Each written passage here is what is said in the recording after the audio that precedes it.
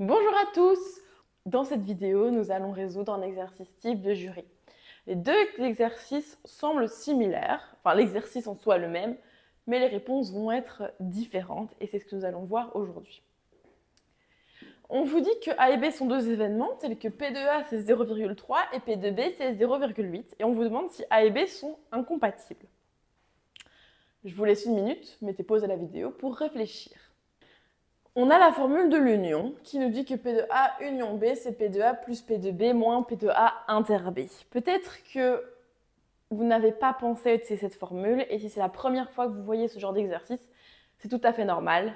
La prochaine fois que vous voyez ce genre d'exercice, pensez-y directement. En fait, c'est la clé pour pouvoir répondre à la question. On a donc cette formule. Elle marche tout le temps. Si A et B sont incompatibles, alors la probabilité de l'intersection de A et de B, c'est 0. Et donc, la probabilité de l'union, c'est juste P de A plus P de B. Donc 0,3 plus 0,8, ce qui fait 1,1. Mais là, vos yeux brûlent, vos yeux saignent. Pourquoi? Eh bien, parce que vous obtenez une probabilité de 1,1. Sauf qu'une probabilité, c'est toujours entre 0 et 1, toujours. Soit c'est 0%, soit c'est 100%, mais jamais plus, jamais moins. Donc, avoir 1,1, c'est pas possible. C'est l'axiome numéro 1 de Kolmogorov. Donc, c'est un gros problème d'avoir une probabilité plus grande que 1, plus grande que 1. Et donc, il y a un problème. Il faut retirer quelque chose, il faut retirer un terme. Et ce terme, c'est la probabilité de l'intersection ici, qui en fait n'est pas nulle. Et donc, en conclusion, non, A et B ne sont pas incompatibles puisque la probabilité de l'intersection doit être différente de 0. Et donc, ils sont compatibles. Mais vous allez me dire quelle est la différence avec cet exercice?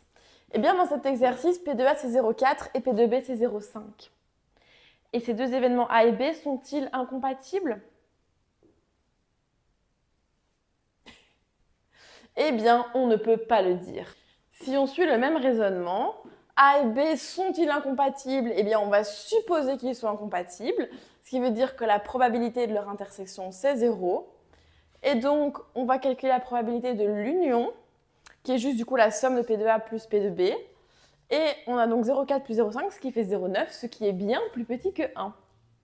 Et pourtant, ça ne veut pas dire qu'ils sont incompatibles. Pourquoi?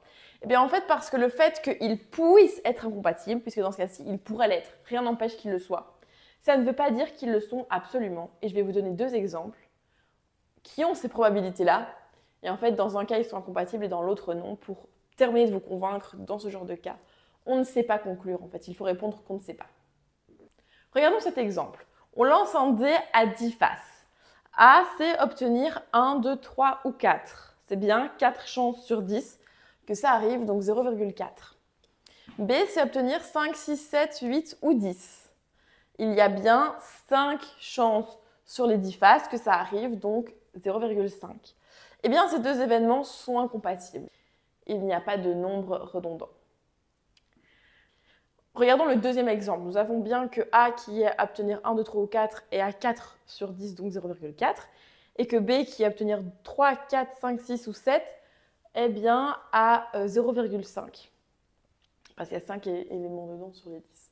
Sauf que le 3 et le 4 se répètent, donc ils ne sont pas incompatibles. Et donc vous avez deux exemples. Dans un cas, ils sont incompatibles, dans l'autre cas, ils sont compatibles. Et pourtant, c'est bien ces probabilités-là qui sont données. Donc si vous n'avez pas plus d'informations que ça, vous ne pouvez pas en déduire quoi que ce soit. Et donc il faut répondre que on ne sait pas.